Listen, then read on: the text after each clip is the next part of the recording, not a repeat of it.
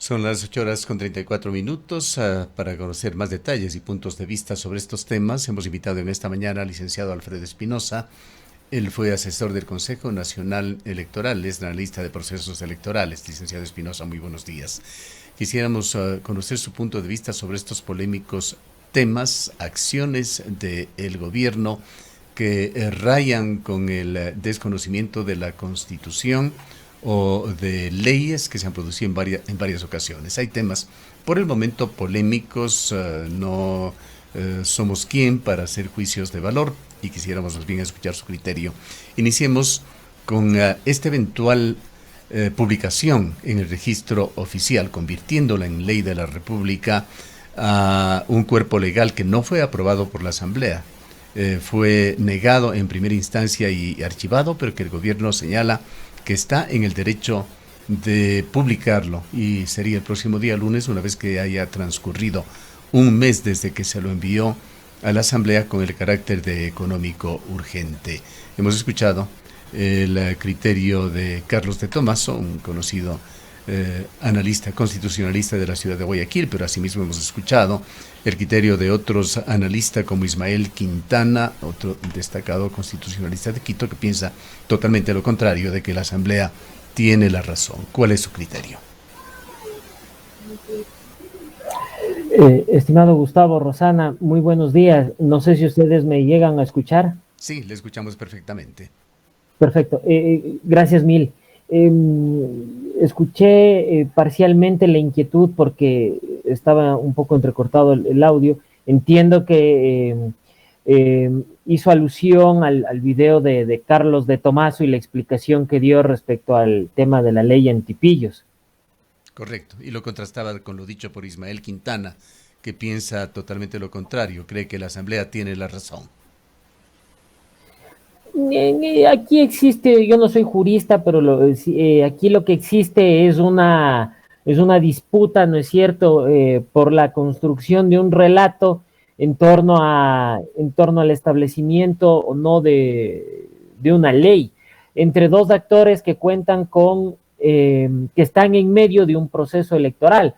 Por un lado, ¿no es cierto?, existe una asamblea con una amplia camada de legisladores, ¿no es cierto?, que optarán por la reelección e intentarán, y que se encuentran en oposición al gobierno y que intentarán de una u otra manera delinear la cancha, ¿no es cierto?, para que el gobierno no llegue a obtener réditos con los proyectos de réditos electorales, me refiero, ¿no es cierto?, con los proyectos de ley que se envíen al Ejecutivo. Y del otro lado hay un gobierno, ¿no es cierto?, que está en plena y abierta campaña electoral, ¿no es cierto? El mismo título del cuerpo normativo es llamativo, ¿no? Ley antipillos, ¿no? Y una asamblea que se opone a una ley antipillos va a generar también, digamos, una opinión dentro de los ciudadanos en torno al rol de los legisladores, independientemente de que se tenga o no la razón jurídica, ¿no?, frente a esto. Lo que me llama la atención, más allá de la explicación que hace Carlos de Tomás o de Ismael Quintana, es que todo lo que se genera en el medio de esta disyuntiva entre ejecutivo y legislativo está marcada al compás de lo que ocurra en el escenario electoral entre un gobierno que intenta posicionarse, ¿no es cierto?, intenta alzar un poco el vuelo para salir de ese modesto empate técnico que le dio una empresa encuestadora, ¿no es cierto?, y una asamblea con un grupo de legisladores, varios de ellos vinculados a la Revolución Ciudadana, que intentan adjudicarse también varios logros. Y estas riñas las hemos visto en otro tipo de proyectos, ¿no es cierto?, como la disputa por la progenitura o la paternidad de la Universidad de Santo Domingo. Ya, pero Entonces, antes de salirnos claro, del tema, el licenciado gobierno, la Espinosa, asamblea y la dentro de eso cuestión no tiene sí. tanto que ver, o sea, la importancia no es de las motivaciones, de el por qué el presidente quiere publicarla y convertirla en ley o por qué la asamblea no lo quiere. El tema es jurídicamente quién tiene la razón.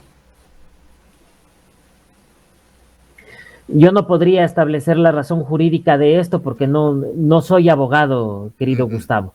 Yo puedo dar una lectura política, sociológica del asunto, pero no soy jurista, no podría decirte quién tiene la razón. La ley aquí los abogados la estiran hasta donde más pueden y la interpretan como se les antoja. Lo hemos visto en el caso de la vicepresidenta Abad y lo hemos visto en el caso de otras acciones tanto de la Asamblea como del gobierno. Aquí no es que la razón jurídica se establece en estricto apego a la lectura exacta de lo que está en la normativa, sea la Constitución, un código o un reglamento. Aquí existen un montón de interpretaciones, ¿no es cierto? Casi como menú a la carta para quien desee consumirlas, ¿no? Y claro, yo podría decirte que la opinión de Carlos de Tomaso es muy valiosa, pero él forma parte de un medio de comunicación que es beneficiario de las pautas del señor Noboa. Consecuentemente, tengo el beneficio de la duda respecto a la opinión del señor Carlos de Tomaso. No así con Ismael Quintana, pero no podría dar una lectura jurídica porque lastimosamente no soy abogado. Entonces, usted no es un abogado constitucionalista, pero sí es un conocedor del Consejo Nacional Electoral, del Código de la Democracia. Vayamos entonces al segundo tema, que tiene que ver con el artículo 93 del Código de la Democracia, que señala que dignatarios de elección popular que opten por una reelección deben hacer uso de una licencia sin sueldo para el inicio de la campaña electoral. El caso de el presidente candidato o candidato presidente, ¿cómo lo ve usted? Aparentemente el gobierno va inclinándose luego de todo el escándalo que se ha dado, escándalo por también el uso en extremo de recursos legales, han puesto en la condición en la que está la vicepresidenta de la República y este proceso de reemplazo temporal del presidente de la República bajo la mira. ¿Qué dice el Código de la Democracia? ¿Qué alcances tiene el artículo 93? ¿Tiene razón el gobierno en ir inclinándose no solamente por bloquear a la vicepresidenta de la República como ya lo ha hecho, sino incluso por no solicitar licencia, como acaba de señalarlo en una entrevista publicada en Diario Expreso el ministro de Gobierno? Querido Gustavo, no, el gobierno no tiene razón. Las leyes no están hechas para las excepciones. La muerte cruzada es una excepcionalidad dentro del marco normativo ecuatoriano, con muchos defectos, como lo hemos visto durante estos 365 días de gestión del presidente candidato. Entonces, desde mi punto de vista, quien tiene que asumir la presidencia de la República es la señora Abad. El gobierno tiene que pedir licencia, No se trata de ser presidente unas horas y candidato a la presidencia de la República otras horas, o el tiempo que me sobra. ¿Cuál es la esencia del artículo 93 que tú acabaste de citar? Es que los funcionarios que van a proceso de reelección, porque apuestan a ser elegidos para la misma dignidad, no utilicen los dineros del Estado ni los recursos públicos, económicos, técnicos, logísticos, para posicionar sus candidaturas y beneficiarse de ello, ¿no? Entonces, ese es el espíritu de la norma sobre el cual se enmarca el escenario relacionado a la reelección, ¿no? Y el hecho de que el presidente encargue, ¿no?, supuesto a la vicepresidenta de la República. Pero claro, la entrevista que dio el señor de la Gasca da cuenta de dos cosas. Primero, que posiblemente el gobierno da por perdida la acción que se está dilucidando en una de las Cortes de Justicia, ¿no es cierto?, del país en torno a la señora Abad. Y segundo, que van a hacer todo lo posible para que ella no asuma la presidencia de la República, lo cual es atentatorio contra el Estado de Derecho e incluso contra los derechos humanos, ¿no? La vicepresidenta de la República, la señora Abad, escogida por el presidente Noboa, está en ese puesto por él. Y lastimosamente, este escenario de disputa, de conflicto entre primer y segundo mandatario, ha sido encauzado para que las demás instituciones del Estado resuelvan, ¿no? Lo resuelvan. Un conflicto de privados, perdón, ahora es resuelto en el ámbito público, ¿no? En donde las instituciones están operando, a mi parecer, ¿no es cierto? O en algunas instituciones han operado de manera poco técnica, poco jurídica, ¿no es cierto? Porque no se trata de la defensa de la señora Abad, sino de la institucionalidad de la vicepresidencia de la República y también del Estado de Derecho. Eso es lo que está en juego aquí. Se ha dado un golpe blando, desde mi punto de vista, a la vicepresidencia de la República, al Estado de Derecho ecuatoriano, y lo que se está dejando, lo que se puede dejar con todo esto es, se puede crear jurisprudencia sobre algo que no está escrito en el papel, ¿no?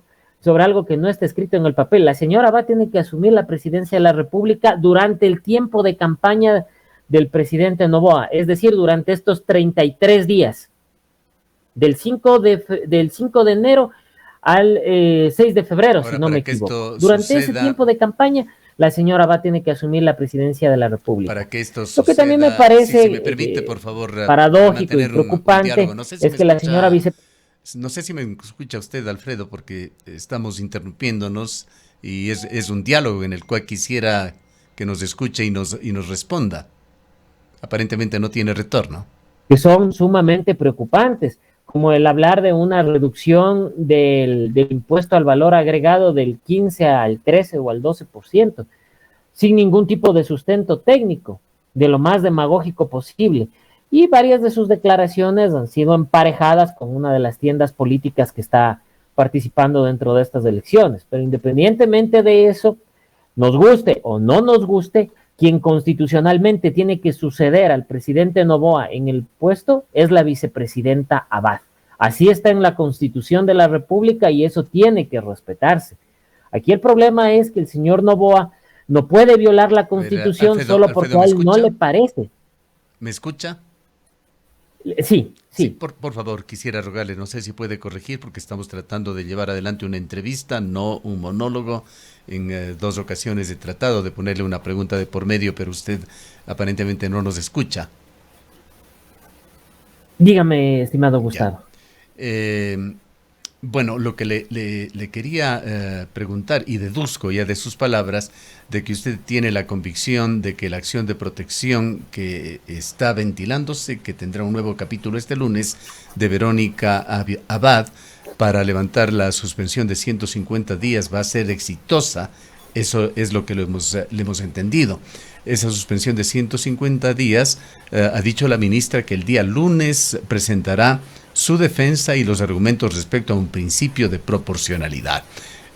Quisiera preguntarle así, o reconfirmar lo que le hemos entendido ya en lo que usted ha señalado, si es que piensa que Verónica Abad va a ser restituida en sus derechos tras el levantamiento de esa suspensión de 150 días, de que esto es lo que va a suceder ya en la culminación de esta acción de protección. Debería regresar a su condición de vicepresidenta, debería levantarse la suspensión. Es que no hay argumento jurídico que sustente eso, porque la legitimidad de la vicepresidenta Abad está atada a la legitimidad y legalidad del presidente Noboa. Mañana la ministra del Trabajo puede enemistarse con el presidente Noboa y hacer exactamente la misma acción. Y claro, va a quedar eso sacralizado en el papel. Entonces no se trata de que un ministro de Estado puede suspender a un presidente. Su condición es cierto, son funcionarios públicos, pero ellos tienen legitimidad de origen en el mandato popular que entregan los ciudadanos en las urnas. No son funcionarios públicos contratados de manera ocasional o con un nombramiento permanente o peor aún, ellos no trabajan por factura, por prestación de servicios. Entonces, yo lo que pude ver de la audiencia es que el abogado del mismo Ministerio del Trabajo, al ser consultado por la jueza que lleva la causa, no pudo defender con sustento jurídico el porqué de la suspensión. Entonces, y luego de interpretar las declaraciones del señor de la Gasca, lo que puedo dilucidar es que la consigna del gobierno, en caso de que en caso de que se revea la suspensión, es la de no permitir que la señora Abad asuma la presidencia de la República. Ahora, con o sin el levantamiento de esta sanción de 150 días de suspensión a Verónica Abad, si efectivamente se hace lo que indica el ministro de Gobierno de que el presidente, argumentando no sabemos todavía qué, aunque lo ha insinuado ya el ministro de Gobierno, decide no pedir licencia, ¿qué consecuencias podría traer esto? Una violación completa del Estado de Derecho. Esta es una democracia. No estamos bajo un régimen autoritario. En teoría no debería de ser así. Pero lo que estamos viendo es todo lo contrario, ¿no? Lo hemos visto en el caso de la señora vicepresidenta de la República y si no se respeta el ordenamiento constitucional, los órganos competentes en este caso tendrán que dilucidar este tema. Espero con independencia, ¿no? Pues, sin libre de presiones. Como le digo, desde mi punto de vista, el presidente tiene que pedir la licencia, al igual que los legisladores que se encuentran hoy en el Parlamento y que van a proceso de reelección. La señora Viviana Veloz tendrá que pedir licencia. No es que ella va a encargar no es que ella va a continuar en su rol de legisladora y va a ser candidata a la vez, ¿no? No, eso no puede ocurrir. Ahora, si es que esto sucede, ¿a quién le toca tomar acción? ¿Al Tribunal Contencioso Electoral o al Consejo Nacional Electoral o a ambos organismos en primera instancia? Pues es un tema que eventualmente podría llegar hasta la Corte Constitucional. Exactamente, ambos organismos en conjunto. Primero el Consejo Nacional Electoral, porque esto es de orden administrativo. Esto es de orden administrativo. Y en función de lo que decida el Consejo Nacional Electoral, se podrá recurrir el señor Noboa podrá recurrir al Tribunal Contencioso Electoral. Ese es el camino por el cual se tiene que transitar. Y claro, dentro del Consejo Electoral, cada consejero tendrá que dar su opinión sobre esto. De lo que yo he visto, hay al menos dos o tres consejeros que han dicho públicamente que el señor presidente de la República tiene que pedir la licencia para cumplir específicamente con su rol de candidato, ¿no es cierto?, sin utilizar los recursos del Estado para hacer proselitismo político. Bien, habrá que estar a la expectativa en los dos temas sobre qué es lo que venga en los próximos días, particularmente la importancia de lo que la próxima semana suceda con ambos temas, pues los plazos se van acortando. En exactamente un mes estaremos ya en el marco de la campaña electoral. Y a propósito de la campaña, ¿cómo ve usted las posibilidades en la forma en que se va desarrollando los análisis, las encuestas también, las pocas encuestas que se emiten, hablan de una polarización nuevamente, correísmo, anticorreísmo, representado en esta ocasión nuevamente por Daniel Noboa. Pero están también otros 14 binomios presidenciales en competencia. ¿Cómo ve la situación? Tenemos una sábana, ¿no? Nuevamente tendremos que, de entre una sábana, tener que elegir. Yo soy muy crítico, querido Gustavo, con el rol de las encuestadoras, ¿no? Me parece que luego de la salida de Jan Topic, las élites políticas del país adecuaron la papeleta electoral para trasladarnos al escenario de las elecciones anticipadas del 2023 y que el escenario de clivaje entre correísmo y anticorreísmo se reedite, ¿no? ¿Eso es conveniente para varios de las personas que están en la papeleta electoral? Sí, porque Topic se vendió a sí mismo como una tercera opción. Y claro, dentro de esto, las encuestas lo que reflejan es, como lo mencioné al inicio, un modesto empate técnico entre el presidente candidato y la candidata del correísmo. ¿Qué es lo que puede estar detrás de todo esto? Creo que va a haber hay un voto oculto que no se llega a medir, un voto vergonzante que no se llega a medir, ¿no es cierto? Y será el que incline la balanza. Lo voy a decir, yo he sido muy crítico del correísmo, lo soy, pero me parece que ese voto oculto y ese voto vergonzante va a migrar hacia la candidata del correísmo. por los desaciertos de la administración del señor Noboa, sobre todo en el tema de los apagones, que le han costado, digamos, varios puntos en las encuestas. Finalmente, considero que la publicación, el tiempo de publicación de los resultados parciales, de la fotografía del momento que hacen las empresas encuestadoras, al menos una o dos, se han convertido en una especie de colchoneta con resortes que evitan que la caída del presidente sea mucho más estrepitosa y se desparrame en el otras palabras, pavimento. ¿cree usted que hay manipulación en las encuestas? No, no creo que hay manipulación, creo que hay una voluntad que no se puede medir, precisamente porque es vergonzante. Nadie va a decir que va a votar por una persona que lleva la etiqueta de corrupto o de narcodelincuente, aunque electoralmente se presente como una opción electoral y como una opción electoral que hoy en medio de la crisis energética se vende a sí misma como hacedora de muchas de las o del parque hidroeléctrico que tiene el país, con sobreprecio, con fallas, con desaciertos, pero está ahí. Y eso es lo que se está posicionando. Entonces, creo que los ciudadanos hoy ya no están en la línea de ver esta serie de entuertos de quiénes son los culpables, regresando a ver 10 años atrás. Los ciudadanos lo que están haciendo es mirar quién puede dar la solución, quién hizo obra, quién hizo algo. Y lastimosamente, lo tengo que decir con dolor ciudadano, me temo que una vez más en las urnas se manifieste la consigna de no importa si roben con tal de que hagan obra. Y esto es muy lamentable para el Ecuador y muy lamentable para un proceso electoral y para los candidatos, sobre todo para el señor presidente candidato, porque él levantó mucha expectativa con su presencia como figura joven y lo que yo como ciudadano, como analista veo, es que de joven lo único que hay es la etiqueta porque las prácticas siguen siendo las mismas prácticas clientelares y demagógicas del pasado. Bien, queremos agradecerle por su presencia. Gracias a usted. Mil disculpas por este tema del audio. Al inicio no entendí bien la Sí, inquietud, entonces por aparentemente eso me tomé unos minutos de más.